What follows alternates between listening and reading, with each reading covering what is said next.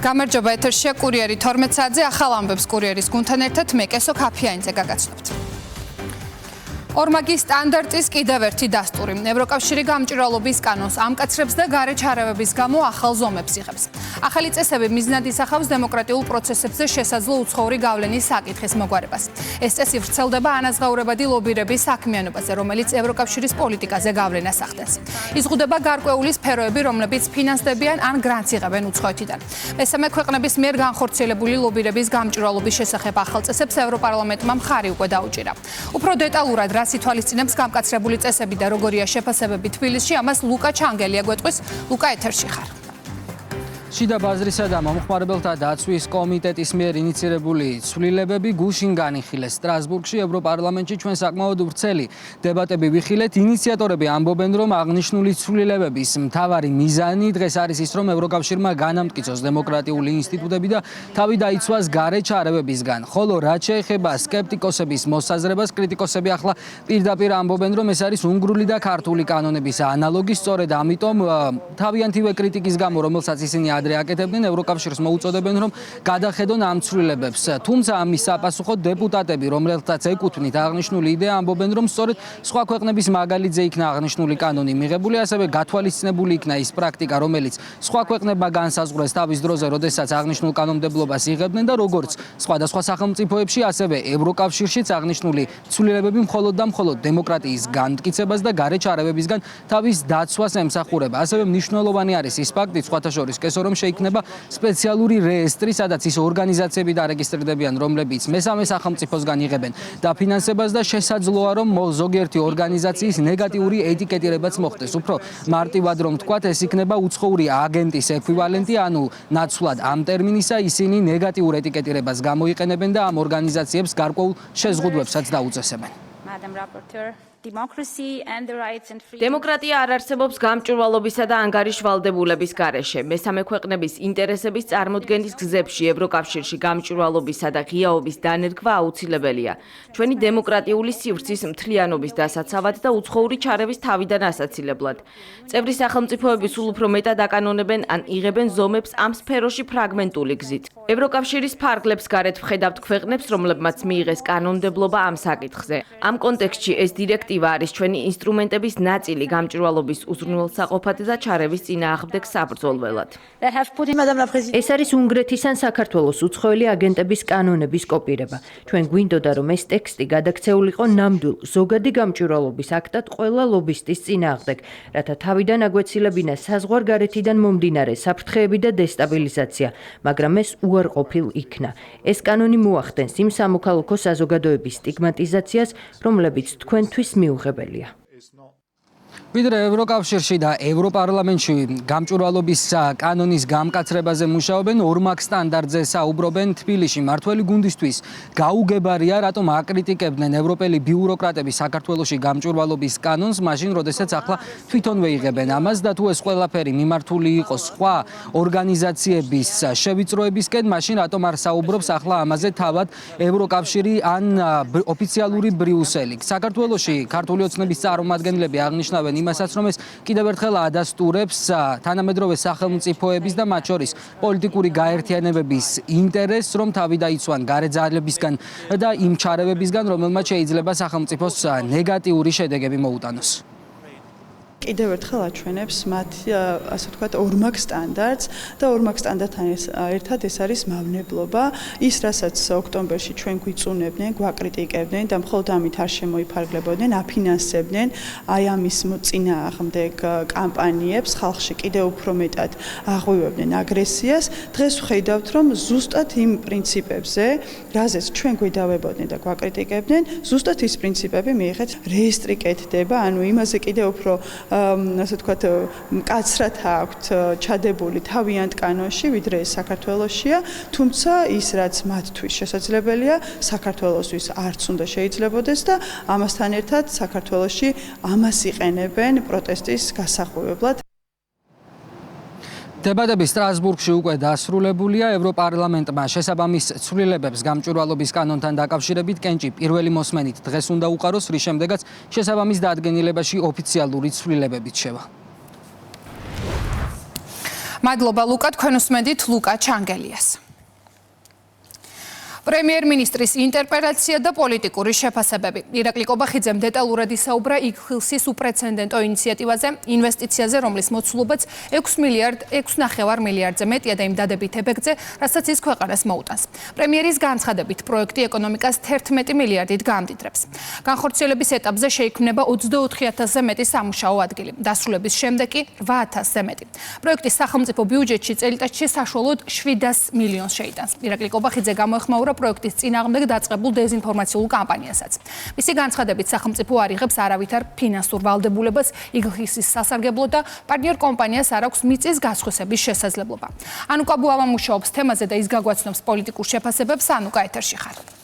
მიუხედავად იმისა, რომ 2 საათიანი ინტერპელაციის განმავლობაში პრემიერ-მინისტრმა საკმაოდ დეტალურად და კიდევ ერთხელ ისაუბრა პროექტის შინაარსობრივ ნაწილთან დაკავშირებით, მათ შორის თითოეულ პუნქტთან, რომლის მიმართაც საზოგადოებას ერთის მხრივ აქვს ინტერესი და მეორეს მხრივ ოპოზიციის მხრიდან ვრცელდება დეზინფორმაცია, ოპონენტებს მაინც დარჩათ შეკითხვები, საუბარია ამჯერად საპარლამენტო ოპოზიციაზე, უფრო კონკრეტულად კი გახარიას გუნდზე, რომელმაც იმ კითხვებზე, რომელსაც დღესაც სვავენ ამ პარტიაში პასუხის ჯერ კიდევ გუშინ სხდომათა დარბაზში მიიღეს. მაგალითად ის თუ რომელი ქვეყნის კანონმდებლობის ქვეშ მოექცევა ეს კონკრეტული პროექტი, ვინ აწარმოებს სამართლებრივ დავებს ასეთის წარმოშობის შემთხვევაში, რატომ არის ხელშეკრულება საიდუმლო და ასევე დღეს ისიც თქვეს, რომ მათთვის არ არის საკმარისი 33%-იანი წილი, რომელსაც ფლობს ამ ხელშეკრულების შესაბამისად საქართველო და ამ პროექტის შესაბამისად ჩვენი ქვეყანა. დღეს სახელმწიფო გუნდში კიდევ ერთხელ განმარტეს ის, რომ ამ შემთხვევაში და კიდევ ერთხელ შეახსენეს მათ შორის გახარიას გუნდსაც, რომ ხელშეკრულებას კომერციული საიდუმლოების სტატუსი აქვს სწორედ მსხვილი ინვესტორის მოთხოვნიდან გამომდინარე, იმისთვის, რომ ემარ ჯგუფმა შემდგომში უკვე პოტენციურ სხვა პარტნიორებთან შეძლოს მოლაპარაკების წარმოება, სწორედ ეს განმარტა გუშინ პრემიერ-მინისტრმა სხდომათა დარბაზში, თუმცა ამის მიუხედავად ესეც გაუგებარი აღმოჩნდა გახარიას გუნდისთვის. რაც შეეხება სამართლებრივ დავებს, ისევე როგორც ირაკლი კობახიძემ დღეს მმართველმა გუნდმაც კიდევ ერთხელ თქვა, რომ პროექტი მოექცევა ქართული კანონმდებლობის ქვეშ, სამართლებრივი დავის წარმოშობის შემთხვევაში კი გავრცელდება ბრიტანული სამართალი. რაც შეეხება თავად სხვა საკითხებს, 33%-იანი წილი, როგორც მართლ პარტიაში ამბობენ, არის მაქსიმუმი, რომელიც ამ პროექტის ფარგლებში შეიძლებოდა ჩვენს ქვეყანას მიეღო და დღეს კიდევ ერთხელ თქვეს ის, რომ ოპოზიციის მხრიდან წარმოებული დეზინფორმაციული კამპანია და სპეკულაციები, რომელიც ისმის მეგაპროექტთან დაკავშირებით და მათ შორის ერთ-ერთ ყველაზე მაღალი რეპუტაციის მქონე კომპანია ემარ ჯგუფთან, იგლხილსთან დაკავშირებით, კიდევ ერთხელ მიუთითებს იმაზე, რომ ოპოზიციას ამ პროცესში აქვს ანტისახელმწიფოებრივი მიზნები და სურს დააზიანოს სწორედ ეს მეგაპროექტი, რომლის განხორციელებაც საქართველოში უახლოეს თვეებში დაიწყება. დღეს კიდევ ერთხელ გაუსვეს ხაზი ასევე იმ ბენეფიტებს, რომელსაც პროექტის ფარგლებში მიიღებს ჩვენი ქვეყანა და ითქვა ის, რომ ამ მეგაპროექტის განხორციელების შემდეგ საქართველოს ეკონომიკა გამდიდრდება 11 მილიარდი ლარით, ბიუჯეტში კი ყოველწლიურად შევა 700 მილიონი ლარი. არ მიგღია პასუხი ასევე იმაზე, რომ მიწა, რომელიც არის თავარი აქტივი, ვინ იქნება მისი გამკარგველი, ვინ მოაგვარებს ამასთან დაკავშირებით დავებს, ჩვენთვის არ არის საკმარისი ის, რომ საქართველოში მიწაზე ქართულ სახელმწიფოს კონდეს 33%-იანი იურისდიქცია. ის მოგება, რაზეც საუბრობდა ბატონი კობახიძე, რა დროში შეიძლება დაუდგეს ქვეყანას, რა ვადებზეა საერთოდ საუბარი, რატომ არ ასაჯაროებს სახელმწიფო ესეთი მნიშვნელოვანი აქტივის თავარ ხელშეკრულებას. ამ ინვესტიციასთან დაკავშირებით სპეკულაციები არის მავნებლობა, ვინაიდან როდესაც მით უმეტეს როდესაც წამოსული არის ესეთი პარტიების მხრიდან, რომელთა დამფუძნებლებიც არიან ბიზნესმენები, პირველ რიგში მათ უნდა იცოდნენ და მათ უნდა ქონდეთ ინფორმაცია თუნდაც კომერციულ საიდუმლოებასთან დაკავშირებით, რომ ეს არის ჩვეული პრაქტიკა, საერთაშორისო პრაქტიკა არის და არაერთი ხელშეკრულება აქვს საქართველოსაც დადებული, რომელსაც აქვს საიდუმლოების კომპონენტი. ისინი აპელირებდნენ, რომ მაგალითად მოხდება არაბიზაცია, მიწის გასხვისება და მეჩეთების მშენებლობა და ასეთი სისულელეები, რომლითაც გონიათ, რომ ხალხს გაუღვივებენ მსგავსი ტიპის ტყვილი განცხადებებით ემოციებს. ისინი დღეს განიკითხავენ იმ ხელშეკრულებას, სადაც სახელმწიფოს წილი არის 33%, სადაც მიწას საკუთრება არის სახელმწიფო, სადაც სახელმწიფოს აქვს მიგრაციულ პოლიტიკა კიდევ უფრო მეტად გამკაცრებული და არავითარი არაბიზაცია და მსგავსი ტიპის სპეკულაციებს არ მოიცავს. სახელმწიფოში შეიქმნება 24,000 სამუშაო ძალა პროექტის განხორციელებაში და სულ მცირე 8,000 მუდმივი სამუშაო ძალა. შესაბამისად, როდესაც მსგავსი ტიპის პროექტს აკრიტიკებ, პირველ რიგში ხარ ქვეყნის ინტერესების წინააღმდეგ მომართული. ინტერპელაციის განმავლობაში პრემიერ-მინისტრმა აქცენტი გააკეთა კიდევ სხვა მნიშვნელოვან დეტალებთან დაკავშირებით. საქართველოს პრემიერ-მინისტრმა თქვა, რომ მიგრაციული პოლიტიკა აქვს ქვეყანას გამკაცრებული, შესაბამისად უცხო ქვეყნის მოქალაქეების მხრიდან ბინის შეძენის შემთხვევაშიც არ იქნება გარანტია, რომ ისინი მუდმივად დარჩებიან ქვეყანაში. აქ ამ შემთხვევაში ქართული კანონმდებლობის შესაბამისად საუბარია 6-დან 12 თვემდე ბინადრობის უფლებაზე.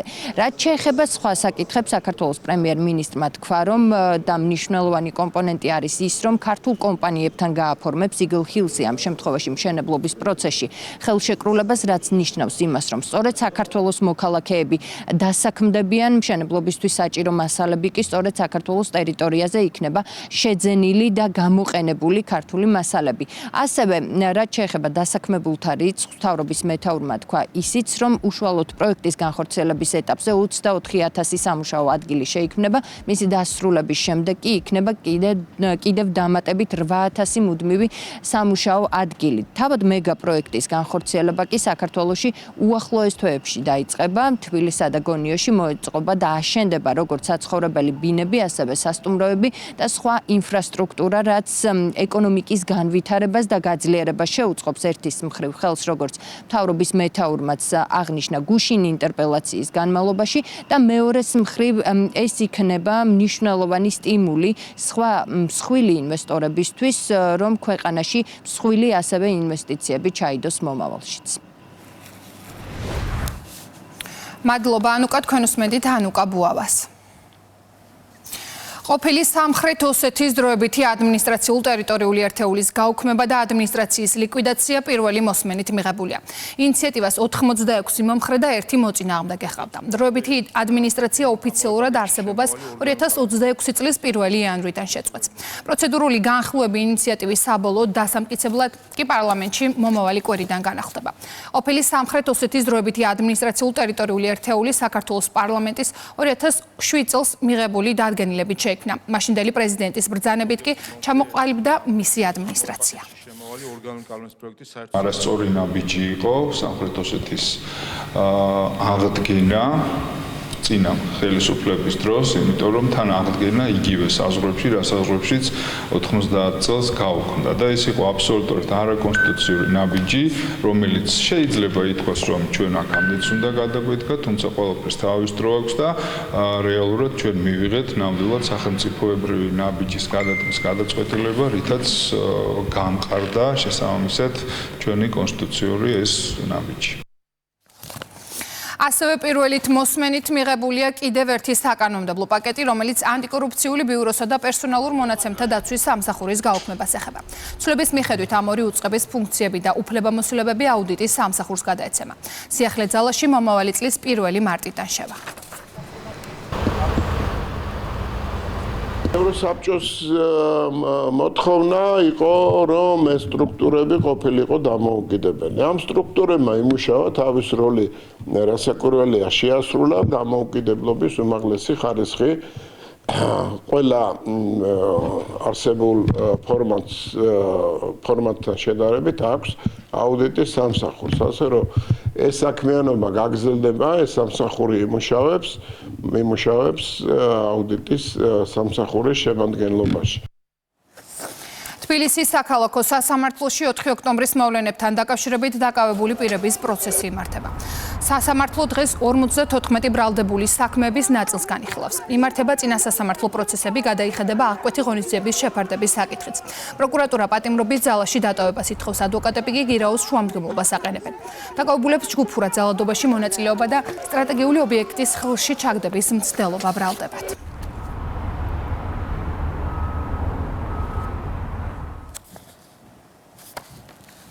სახელმწიფო უსაფრთხოების სამსახურის კონტრდაზვერვის დეპარტამენტმა გამოავლინა თურქეთისა და საქართველოს ორმაგი მოქალაქეობის მქონე 1 და საქართველოს მოქალაქეობის მქონე 3 ადამიანი, რომლებიც ყალბ დოკუმენტაციას ამზადებდნენ. ბრალდებულებმა თურქეთის 16 მოქალაქეს საქართველოში ბინადრობის ნებართვის მისაღებად სახელმწიფო სერვისების სააგენტოში წარსადგენი ყალბი დოკუმენტები დაუმზადეს. გამოძიების მიხედვით კონკრეტულ კომპანიებთან სხვადასხვა ფორმით დაკავშირებული პირები, ბუღალტერი, თარჯიმანი და სხვა პოზიციაზე მომუშავეები სარგებლობდნენ კომპანიის დირექტორების პირადი მონაცემებით და ხელმძღვანელებისგან ფარულად. მათი სახელით თურქეთის მოქალაქეებს უფორმებდნენ ყალბ შრომით ხელშეკრულებებს. თითქოს და ეს ადამიანები ამ კომპანიებში გარკვეულ თანამდებობაზე მუშაობდნენ. ბრალდებულებს 3 წლით თავისუფლების აღკვეთა ემუქრებათ.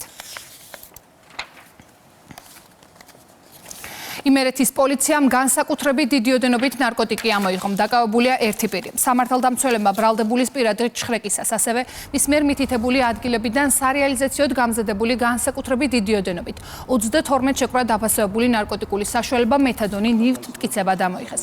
დანაშაული 20 წლამდე ან უვადო თავისუფლების აღკვეთას ითვალისწინებს.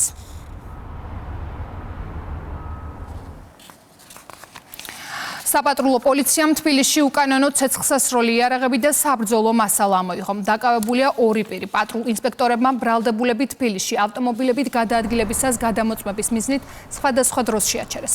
სამართალდამცველებმა ავტომობილების ჩხერკის შედეგად უკანონო ცეცხლსასროლი იარაღები, საბრძოლო მასალა და მჭიდები ნივთმტკიცებად ამოიღეს. დანაშაული 7 წლამდე ვადით თავისუფლების აღკვეთას ითვალისწინებს.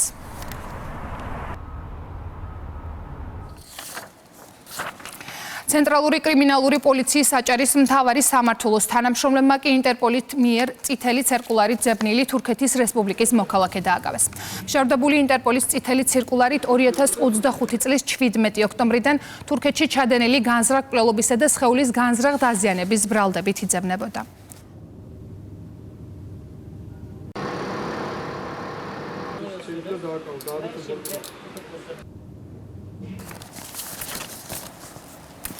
ქვეითთა უსაფრთხო გადაადგილების საავტომობილო მოძრაობის მოწესრიგების და განატვირთვის მიზნით დედაქალაქში საგზაო ინფრასტრუქტურის მოწყობა გრძელდება. ამის შესახებ კახაკალაძემ დედაქალაქის მთავრობის ხდომაზე განაცხადა. სამუშაოები გიორგი სააკაძის მოედნის მიმდებარე ტერიტორიიდან ვახუშტის ხიდამდე საგზაო მონაკვეთში განხორციელდება. ტერიტორიაზე ვახუშტის ხიდიდან გიორგი სააკაძის მოედნის მიმართულებით სავალი ნაწილიდან გამოიყოფა საზოგადოებრივი ტრანსპორტის ზოლი. ასევე უსაფრთხო საფეხმავლო გადაადგილებისთვის მოეწყობა კუნძულები, ზებრა გადასასვლელები. ვახუშტის ხიდიდან გიორგი სააკაძის მოედნის მიმართულებით სავალი ნაწილიდან გამოიყოფა საზოგადოებრივი ტრანსპორტის ზოლი, ასევე უსაფრთხო საფეხმავლო გადაადგილებისთვის მოეწყობა შესაბამისი კუნძულები, ზებრა გადასასვლელები. მნიშვნელოვანია, რომ სამანქანე ზოლების რაოდენობა დარჩება უცვლელი. გზის სავალი ნაწილი დაიხაზება და დამონტაჟდება საგზაო ნიშნებით და აშუქ ნიშნებით, ასევე ტერიტორიაზე გამწვანების სამუშაოები ჩატარდება. სამუშაოებს დღეს-ღამე დავიწყებთ. დღეს-ღამიდან უკვე შესაბამის კომპანია განახორციელებს სამუშაოებს და ახლობით 2 კვირა დაჭირდება ამ სამუშაოების წარმოებას. პროექტ ინფრასტრუქტურის განვითარების საქალაქო სამსახური ახორციელებს ტრანსპორტისა და ურბანული განვითარების სააგენტოს გარემოს დაცვის საქალაქო სამსახურთან ერთად ტერიტორიაზე საავტომობილო მოძრაობის ინტენსივობიდან გამომდინარე სამუშაოები მხოლოდ ღამის საათებში იქნება, რომ მაქსიმალურად დავეხმაროთ იმას, რომ არ შეიზღუდოს მოძრაობა. საქართველოს პრემიერ-მინისტრი ირაკლი კობახიძე საქართველოში ისრაელის სახელმწიფოს ახლო დანიშნულ ელჩს შეხვდა. მთავრობის მეთაურმა ელჩს დიპლომატიური მისიის დაწყება მიულოცა და წარმატებები უსურვა. შეხვედრაზე ხაზი გაესვა საქართველოსა და ისრაელს შორის არსებულ მრავალსაუკუნოვან მეგობრობას და მჭიდრო პარტნიორობას. განიხილეს სხვადასხვა სფეროში ურთიერთობების შემდგომი გაღრმავების შესაძლებლობები. ასევე საუბარი შეეხო სავაჭრო ეკონომიკური კავშირების გაძლიერებასა და ტურიზმის მიმართულებით არსებული თანამშრომლობის მნიშვნელობას. მთავრობის მეთაურმა ხაზი გაუსვა ხანგრძლივი მშვიდობისა და სტაბილურობის უზრუნველყოფის მნიშვნელობას.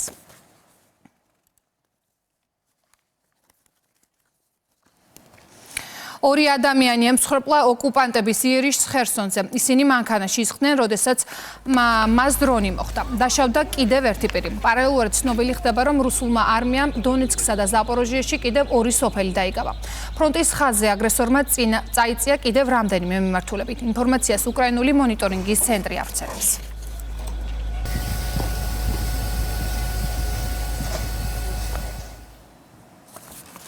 უკრაინის კონფლიქტის გაგრძელება ევროპას დაასრულებს, განაცხადა ამერიკის შეერთებული შტატების ყოფილმა სახელმწიფო მდივანმა. ინტერვიუში მაიკ პომპეო ამბობს, რომ ომი უნდა დასრულდეს და მოცემულ ვითარებას ევროპა სამუდამოდ ვერ გააჭიანურებს. პომპეოს თქმით, ბოლო 18 თვის განმავლობაში ევროპას წარმოუდგენლად ნელი ეკონომიკური ზრდა ჰქონდა. თქვენ ახსენეთ ევროპა. ევროპას ნამდვილად სჭირდება ამის დასრულება. მათ გაჭიანურების საშუალება არ აქვთ. ბოლო წელიწად ნახევრის განმავლობაში ევროპის ეკონომიკა წარმოუდგენლად ნელა იზრდება. კონფლიქტებმა ევროპა დააშორა იმას, რაც ყველას გვჭირდება. ვიყოთ ინოვაციურები, კრეატიულები და განვავითაროთ ჩვენი ეკონომიკა. თუ შეძლებთ მშვიდობის მიღწევას, თუ შეძლებთ იარაღის დაყრას, გექნებათ შანსი, რომ ევროპული ზრდა იმ დონეზე დააბრუნოთ, რაც ევროპას საშუალებას მისცემს, იყოს შესანიშნავი და მნიშვნელოვანი პარტნიორი, რომელიც შეერთებულ შტატებს სჭირდება. თავდასხმა ეროვნული გვარდიის წევრებზე ვაშინგტონის ცენტრში. ორი ჯარისკაცის მდგომარეობა კრიტიკულია. ეროვნული გვარდიის წევრებზე თავდასხმა პატრულირებისას მოხდა. ეჭვმიტანილი დაჭრილია და დაკავებულია. არსებობს ვერსია, რომ ის შტატებში ავღანეთიდან ჩავიდა. მომხდარს ბოროტების, სიძულვილისა და ტერორისტის აქტი უწოდა დონალდ ტრამპმა და მისი წინამორბედის გაკრიტიკების შანსიც არ გაუშვა ხელიდან. ტრამპის თქმით, საჭიროა ყველა მიგრანტის ხელახლა შემოწმება, რომლებიც ქვეყანაში ჯო ბაიდენის ადმინისტრაციის დროს შევიდნენ. ასევე ცოტა ხნის წინ ამერიკის შეერთებული შტატების მოქალაქეობისა და იმიგრაციის სამსახურში გაკეთდა განცხადება, რომ ავღანელ მოქალაქეებთან დაკავშირებული ყველა საიმიგრაციო მოთხოვნის დამუშავება განუსაზღვრელი ვადით უკვე შეწყვეტილია.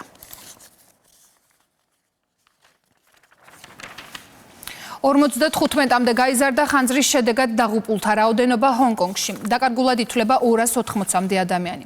მეხანძრეები მრავალსართულიან საცხოვრებელ კომპლექსში გაჩენილი ხანძრის ჩაქრობას ამ დრომდე ცდილობენ. გავრცელებული ინფორმაციით საავადმყოფოშია გადაყვანილი 29 პირი, მათგან 7-ის მდგომარეობა კრიტიკულია. საცხოვრებელი კომპლექსი, სადაც ხანძარი გაჩნდა, 8 შენობისგან შედგება და მასში 4600 ადამიანი ცხოვრობს. მედიის ცნობით, ცეცხლი თავდაპირველად მიწისქვეშა სარემონტო სამუშაოების მიმდინარეობისას ხარაჩოებს გაუჩნდა და მალევე გავრცელდა.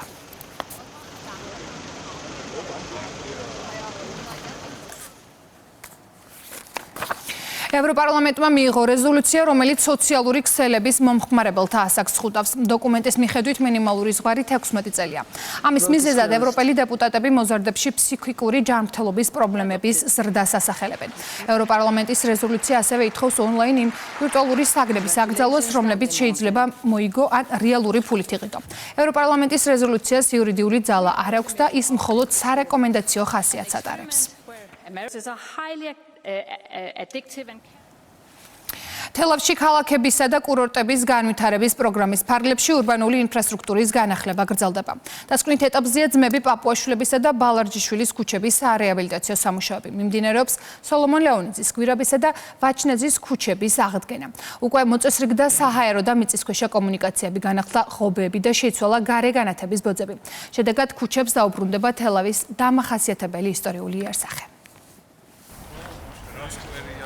ვიმყოფებით ვაჟა-ფშაველას სახელობის დრამატული თეატრის გვერდით არსებულ პარკში, სადაც მიმდინარეობს პარკის სრული რეაბილიტაცია. ამ ეტაპზე შეცვლილი არის მიწისქვეშა კომუნიკაციები, მიმდინარეობს საფეხმავლო ბილიკების დაგება, ასევე მოწყობილია სარწყავი სისტემა და მიმდინარეობს მშენებლობა კომერციული სივრცეების. თელავში ნამდვილად ძალიან კარგი პროექტები განხორციელება მიმდინარეობს, რომელიც ჩვენ თელავს ალამაზებსა ძალიან ახლო მომავალში, როგორც ვიცით, თავდება ზოგიერთი პროექტი, როგორც ჩვენ ახლა სადაც ვიმყოფებით თელავის შუაგულში არის პარკის მშენებლობა, რეაბილიტაცია, რომელიც ახლო მომავალში დამთავრდება. კურიერი 12-ზე დასრულებულია. ჩვენ ერთმანეთს 3 საათზე შევხვდებით. მანამდე კი ყველა სიახლეს გაიცანით რუსთავი 2.j-ზე.